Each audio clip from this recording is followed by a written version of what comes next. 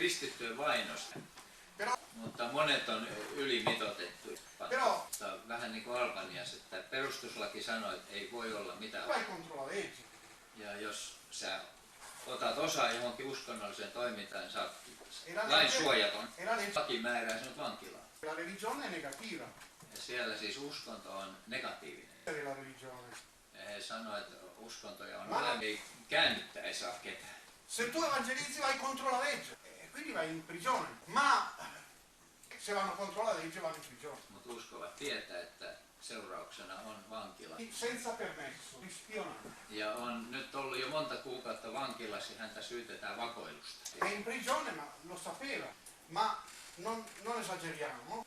Mutta jos siellä onkin uskovia vainoa, niin eihän se ole ainoa maa maailmassa, jos niin Jeesus rakastaa teitä. Questo è il messaggio che voglio portare. E come potrò portarlo? Non lo so. Col sorriso, musica. Ja musiikka. Non avrò niente per guardare, amare, pregare, per guardare.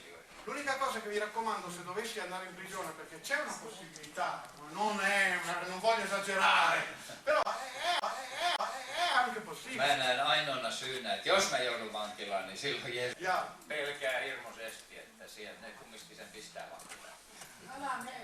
Come vuol dire che sono sicuro che è il momento per me di andare. Sono sicuro che è il momento di andare.